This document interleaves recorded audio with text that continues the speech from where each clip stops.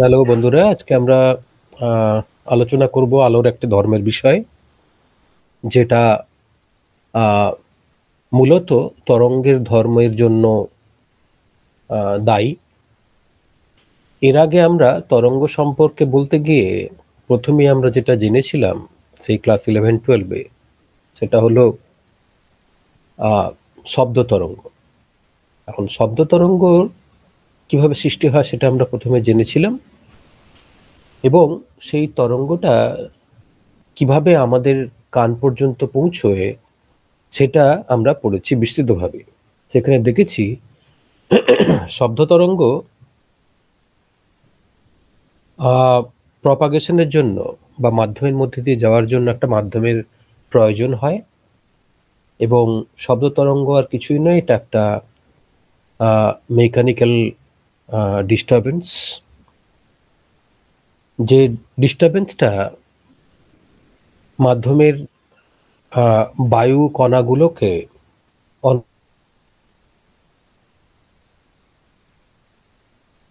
অনবরত কাঁপাতে থাকে, এবং যার ফলে ওই ডিস্টারবেন্সটা উৎসস্থল থেকে আমাদের কর্ণগুহ পর্যন্ত পৌঁছয়।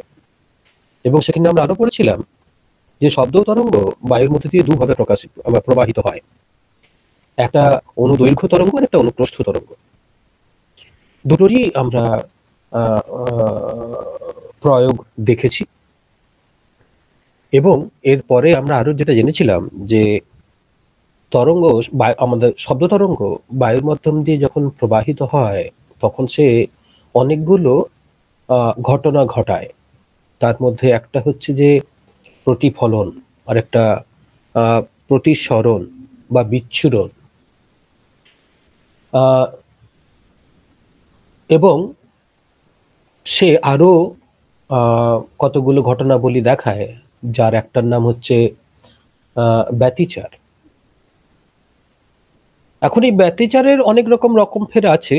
আহ, সেখান থেকে আমরা অনেকগুলো ঘটনা দেখি, যার মধ্যে একটা হচ্ছে স্থানতরঙ্গ, এবং আরো আছে যার নাম হচ্ছে কি বলবো, ইংরেজিতে বলে স্থানতরঙ্গ হচ্ছে স্ট্যান্ডিং ওয়েভ। আবার এটা বিটসেরও সৃষ্টি করে, এছাড়া আরো অনেক কিছু। শব্দ তরঙ্গের মতো আমরা পরে আলোকে চিনতে শিখি। আলো একটা ঘটনা, যেটা মলিকুলার লেভেলে ঘটে থাকে। যখন কোনো মলিকুলের মধ্যে ইলেকট্রন তার উপরের স্তর থেকে নিচের স্তরে নেমে আসে, তখন সে আলো ছড়ায় বা আলো নির্গত করে।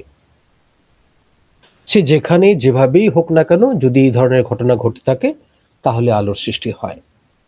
আলোটাকে আমরা ততক্ষণ পর্যন্ত বুঝতে পারি না যতক্ষণ পর্যন্ত না সে আমার সামনে কোনো ধরনের কালার তৈরি করছে, অর্থাৎ রং তৈরি করছে। আলোর তরঙ্গ মাধ্যমের মধ্যে দিয়ে প্রবাহিত হয়, কিন্তু তার জন্য মাধ্যম দায়ী নয়, বা মাধ্যমের প্রয়োজন পড়ে না আলোর প্রপাগেশনে। কিন্তু আলো আহ, আলো তরঙ্গ বহুদূর পর্যন্ত বিস্তৃত, খুব ক্ষুদ্র থেকে আরম্ভ করে খুব লম্বা তরঙ্গ দৈর্ঘ্যেরও আলো আমরা দেখেছি। কেবলমাত্র আমরা সব আলো তরঙ্গকে চিনতে পারি না, কারণ তাদের দ্বারা প্রতিফলিত রশ্মি আমাদের চোখে কোনো প্রতিপ্রভা সৃষ্টি করে না, বা মোদ্দা কথা কোনো রকম কালার তৈরি করে না, তাই আমরা চিনতে পারি না।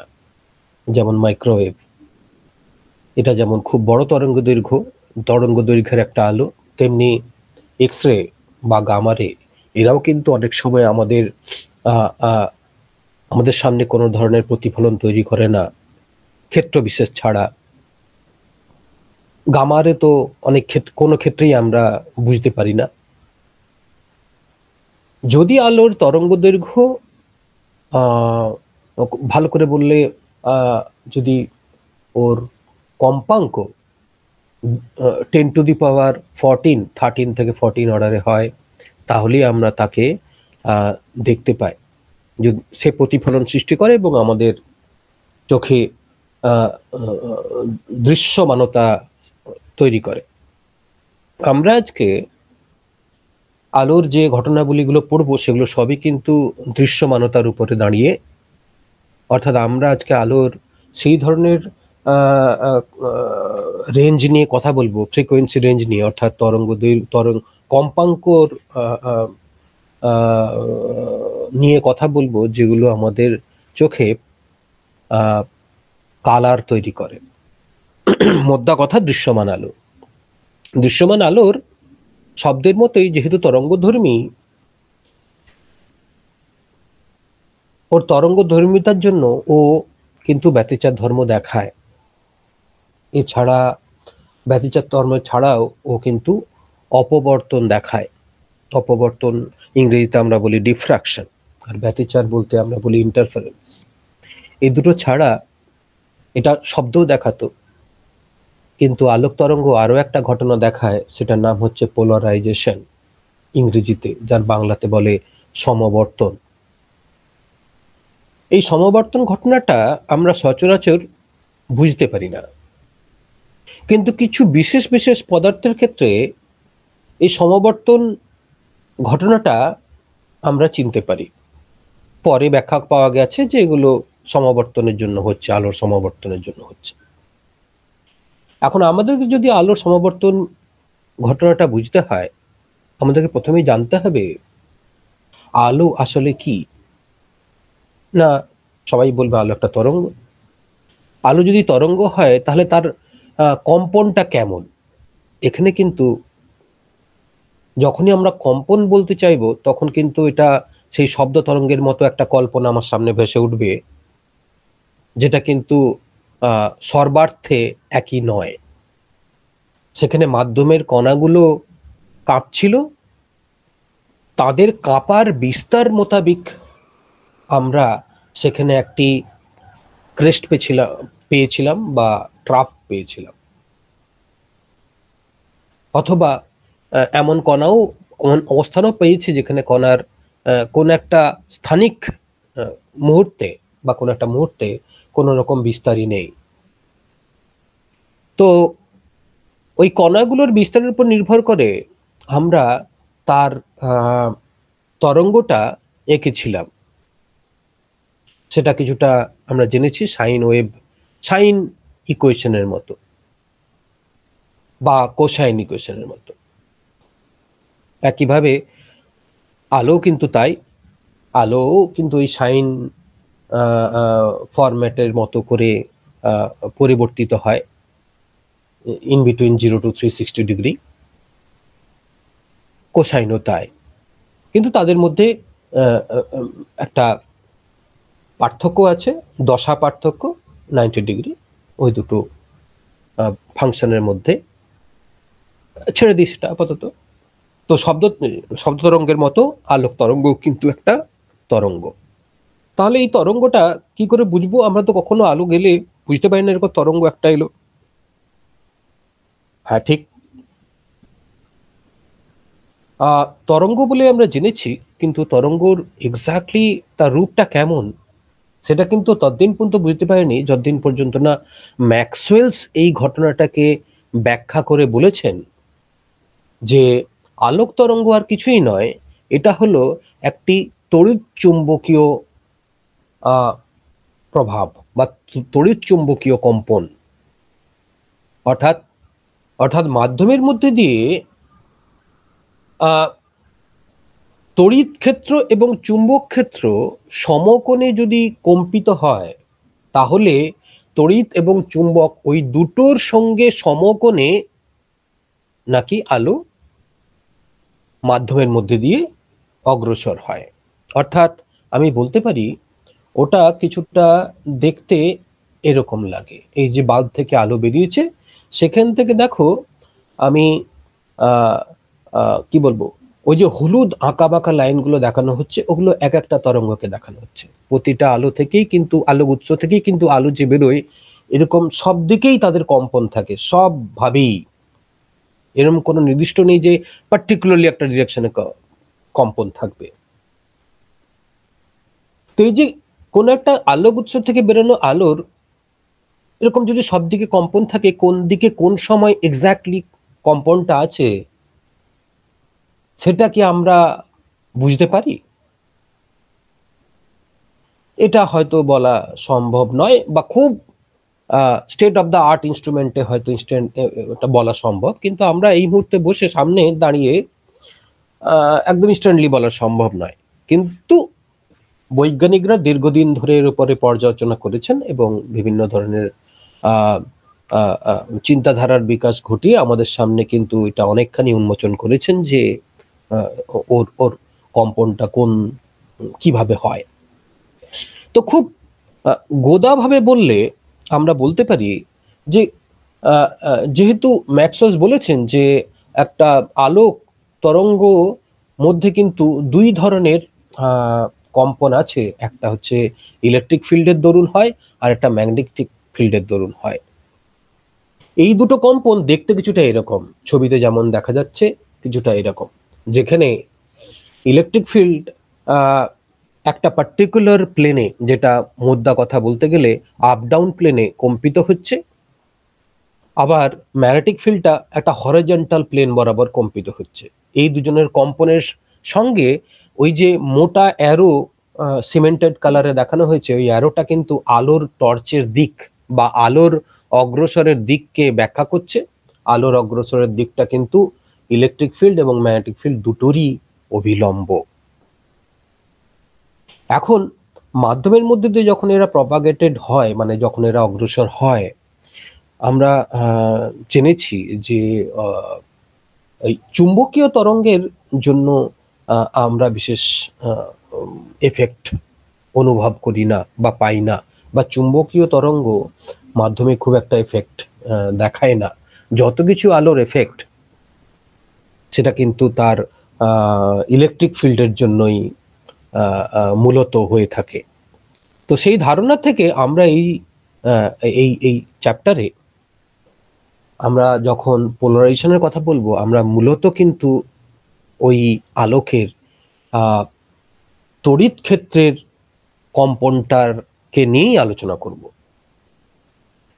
এখানে কিন্তু আমরা চুম্বক ক্ষেত্র নিয়ে খুব একটা বেশি কথা বলবো না। তো আমরা যখন বলবো যে এই আলোক তরঙ্গিটা এখন একটা সমবর্তিত আলোক, তার মানে তখন আমি বলতে চাইছি যে ওর কোন দিকে বা ওর কোন অবস্থাতে ওর ইলেকট্রিক ফিল্ডের বা তড়িৎ ক্ষেত্রের কম্পনটা কোন দিকে আছে, সেটা দিয়েই কিন্তু আমরা তাকে ব্যাখ্যা করতে চাইব। তো একটা আলোক তড়িৎ তরঙ্গ যদি দেখতে এরকম লাগে এবং সেটা আলোকের অভিমুখের সঙ্গে দুজনেই যেহেতু পারপেন্ডিকুলার, তাহলে আমরা দেখি যখন একটা উৎস থেকে আলো বেরোয়, তাহলে সে এইভাবেই মাধ্যমের মধ্যে দিয়ে প্রবাহিত হবে, হচ্ছেও তাই। কিন্তু অদ্ভুত ব্যাপার, আমরা ধরে নিই আপাতত যে এই যে আলোক উৎস থেকে বেরোনো আলো, তাতে যে তড়িৎ তরঙ্গটা আছে সেটা ওই যে সে লাল প্লেনের দিকে আছে, ওই লাল প্লেনটা কিন্তু সব সময় স্থির থাকে না। কোনো কোনো আলোর ক্ষেত্রে ওটা স্থির থাকে, কোনো কোনো আলোর ক্ষেত্রে ওটা সময়ের সঙ্গে সঙ্গে ঘড়ির কাঁটার মতো বা ঘড়ির কাঁটার উল্টো দিকে আস্তে আস্তে করে একটু একটু করে ডাইরেকশন চেঞ্জ করে। যেমন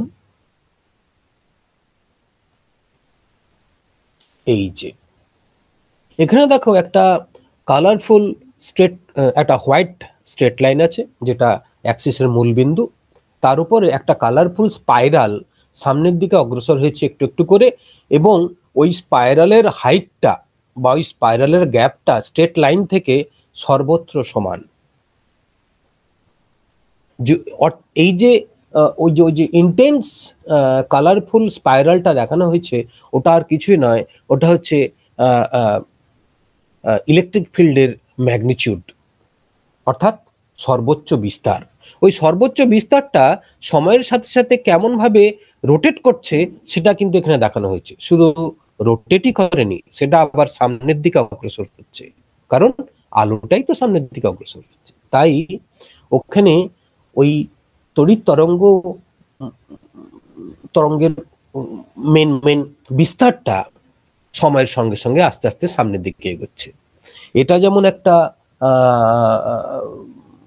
ইলেকট্রিক ফিল্ডের সরণ, এরকম ভাবে আরো সরণ দেখানো যায়, যে আরো দেখানো যায় অন্যভাবে। আপাতত আমার কাছে এটাই আছে। তো আমি বলতে চাইছি, এই যে আগে পিকচারটায় ঘুরে আসি, আমি এইখানে দেখাতে চাইছি যে ইয়েলো কালার বা পিঙ্ক কালারের যে লাইটগুলো দেখানো হচ্ছে, এগুলো সবগুলো কিন্তু ওই সময়ের সাথে সাথে আলোর মধ্যে থাকা সমস্ত দিকের ভাইব্রেশনকে বোঝাচ্ছে। এখন সব দিকের ভাইব্রেশন থাকলেও আমরা ভেক্টর ল থেকে জেনেছি যেদিকেই ভাইব্রেশন থাক না কেন, ভাইব্রেশন গুলোকে মূলত দুটি পারপেন্ডিকুলার ডিরেকশনে ভাঙা যেতে পারে। এই যে আমি দেখিয়েছি এখানে কালো স্পটের উপরে এই বিভিন্ন দিকে কালো অ্যারো দিয়ে এস মানে সোর্স থেকে ওই যে অ্যারো গুলো দেখাচ্ছি, ওগুলো আর কিছু নয়, ইলেকট্রিক ফিল্ডের ডিরেকশনকে দেখানো হয়েছে, যেটা একটা সোর্সের মধ্যে সর্বত বর্তমান, সব দিকেই আছে ভাইব্রেশন। এখন আমরা ভেক্টর ল মোতাবেক জেনেছি এই যে আমি যদি দুটো অভিলম্ব দিকে এক্স ওয়াই প্লেন কল্পনা করি ওই এস কে সেন্টার করে, তাহলে ওই অভিলম্ব মুখ বরাবর যে তরঙ্গগুলো আছে তাদের ক্ষেত্রে হয়তো কোনো রকম পরিবর্তন হবে না, কিন্তু যারা এক্স এবং ওয়াই অভিমুখের সাথে একটা নির্দিষ্ট অ্যাঙ্গেল করে ঝুঁকে আছে যে সমস্ত ভাইব্রেশন গুলো, ওগুলোকে যদি আমি কম্পোনেন্ট ভেক্টর কম্পোনেন্টের রুল মেনে ওদের কম্পোনেন্ট বা উপাংশ বের করি ওই দুটো অ্যাক্সিস বরাবর এক্স এবং ওয়াই, তাহলে কিন্তু ওদের সবের একটা করে কম্পোনেন্ট আমি এক্স অ্যাক্সিস বরাবর এবং একটা করে কম্পোনেন্ট ওয়াই অ্যাক্সিস বরাবর আমি পাবো। অর্থাৎ সমস্ত অসমাবর্তিত লাইট বা আলো, তাকে কিন্তু তাদের সমস্ত ভাইব্রেশনকে আমি যে কোনো দুটো পারপেন্ডিকুলারলি কাজ করা ইলেকট্রিক কম্পোনেন্টের সমাহার হিসাবে ধরতে পারি। তো আমরা এখানে এই নিচের আরেকটা ছবিতে দেখাচ্ছি ওই পিকচার একদম বটমে ওই পেজের, যেখানে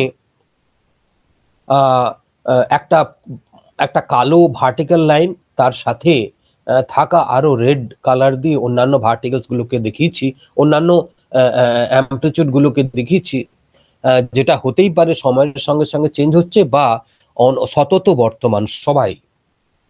হ্যাঁ, তো একটা আলো বলতে তার মধ্যে ভাইব্রেশন কিন্তু সব দিকেই থাকবে, বাট এই দুনিয়াতে আমরা সমাবর্তনটা কি করে বুঝলাম না, এই দুনিয়াতে বেশ কিছু পদার্থ ন্যাচারালি মানে অলরেডি তাদেরকে কিন্তু তৈরি করা হয়নি আর্টিফিশিয়ালি, তারা কিন্তু অলরেডি বর্তমান, তারা বাস্তবিকই তাদেরকে পাওয়া যায় আমাদের এই পৃথিবীতেই।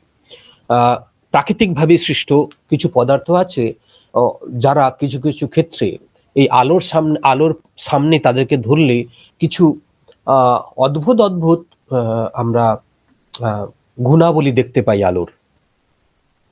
আলোকে উপলব্ধি করা যায় বা আলোকে বুঝতে সাহায্য করে ওই ধরনের কিছু প্রাকৃতিক পদার্থ, যে প্রাকৃতিক পদার্থের মধ্যে দিয়ে আলোগুলো গেলে এই যে সব দিকে কাজ করা ভাইব্রেশন গুলো, সব দিকে সতত বর্তমান ভাইব্রেশনস গুলো, কম্পন গুলো সব হাওয়া হয়ে যায়, গিয়ে একটা নির্দিষ্ট দিকের ভাইব্রেশন কেবলমাত্র ওই পদার্থের মধ্যে দিয়ে পাস করতে পারে। যেমন আমি ছবিতে এখানে দেখিয়েছি, ওই যে চোখটি রাখা আছে, আমি যখন আমার পদার্থটাকে ওই প্রাকৃতিক পদার্থটাকে আমি যখন প্রথম যে ডায়মন্ড শেপের ওই যে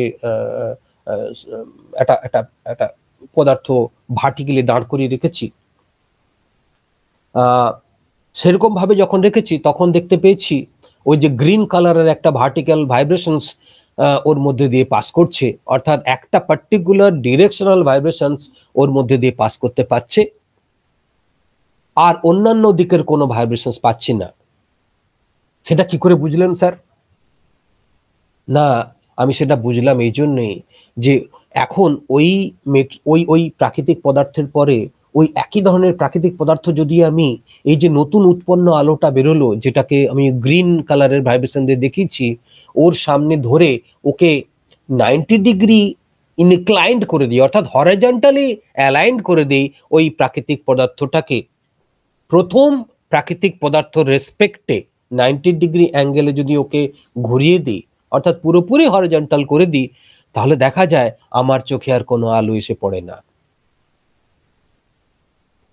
এই ধরনের কিছু পরীক্ষা আমাদের সামনে সমাবর্তন সম্পর্কে নতুন নতুন ধারণা বা আরো বোঝার ধারণা আমাদের মধ্যে উজাগর করেছে, এবং সেখান থেকেই আমরা বুঝতে চেষ্টা করছিলাম ঠিক কি কারণের জন্য এই ধরনের ঘটনা ঘটছে। আমরা খুব ভেতর পর্যন্ত না পৌঁছতে পারলেও আমরা আমাদের এই ক্লাসে কিছুটা প্রাথমিকভাবে সমাবর্তন সম্পর্কে জানতে বা বুঝতে চেষ্টা করব।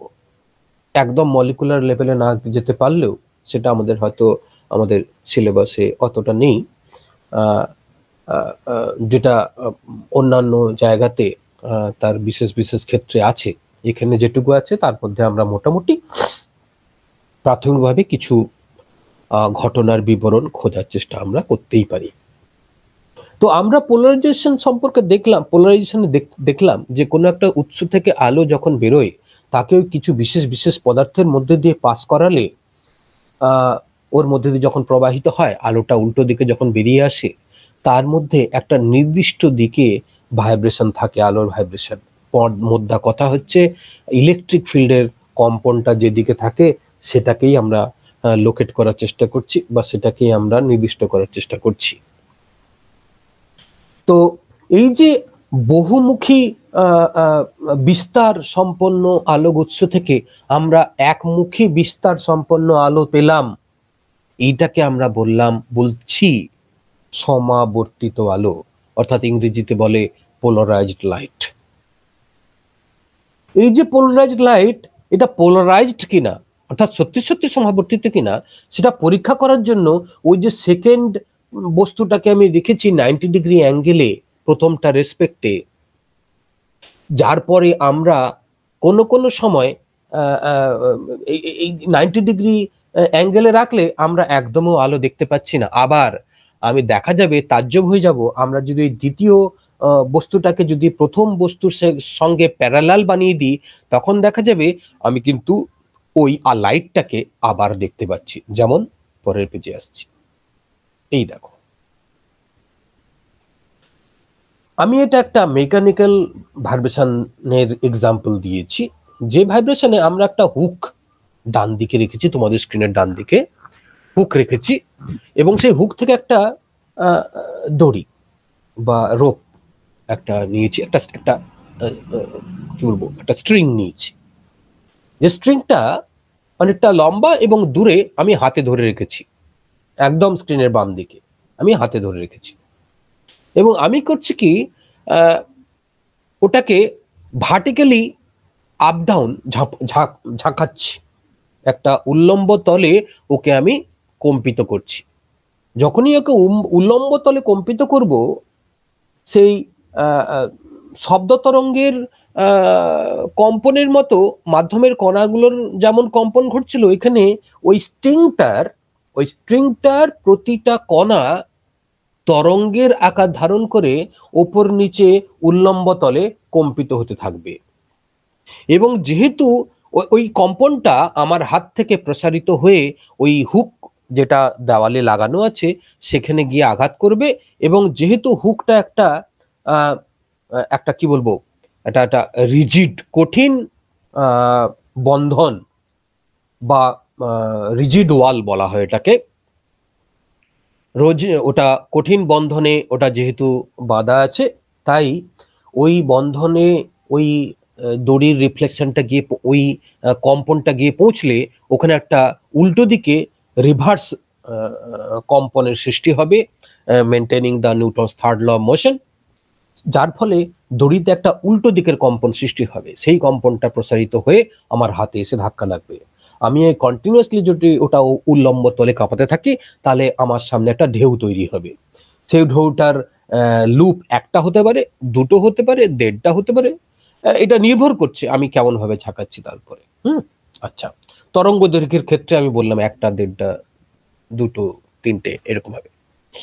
এখন আমি এই উল্লম্ব তলে ঝাঁকাতে ঝাঁকাতে আমি এখন করলাম কি, একটা কার্ডবোর্ড নিলাম, নিয়ে তার মাঝখানে একটা ছেদ করে আমি কাঁপাতে থাকলাম।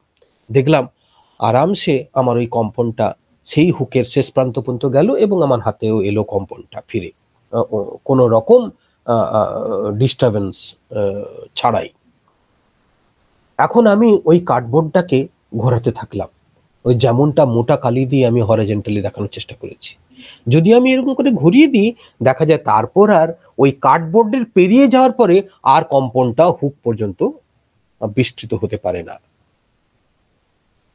এটা বলছে, এটাই প্রমাণ করছে যে কোনো একটা কম্পন তোমার কোনো একটা বস্তুর মধ্যে দিয়ে বিস্তার লাভ করতে পারবে কিনা বা ভেদ করে যেতে পারবে কিনা, সেটা নির্ভর করছে তুমি কতটা শূন্যস্থান বা কতটা গ্যাপ রেখেছো ওই তরঙ্গটাকে পাস করার জন্য। যদি গ্যাপটা একদম না পায় তাহলে প্রবাহিত হবে না, আর যদি গ্যাপটা পায় বা ছিদ্রটা যদি বড় হয়, ওর মাপে হয়, তাহলে কিন্তু ও পাস করে যেতে পারে। তারপরে নিশ্চয়ই আমাদের এই যে সমাবর্তন, আলোর সমাবর্তন, এক্ষেত্রেও হয়তো সেরকম কিছু একটা ঘটনা ঘটে থাকতে পারে, যার জন্যে আমরা কোনো সময় ওই আলোটাকে উল্টো দিকে দেখতে পাচ্ছি না, আবার কোনো সময় দেখতে পাচ্ছি। এখন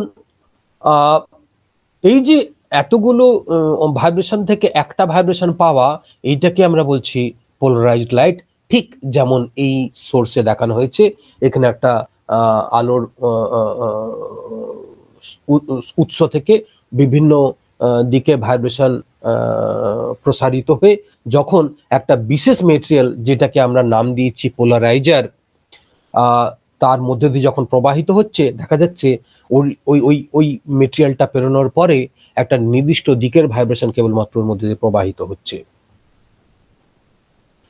যেটাকে আমরা বলছি সমাবর্তিত আলো। আজকে এখানের মতো থাকলো, আমরা পরের দিন আবার এটার পরের অংশ আলোচনা করব।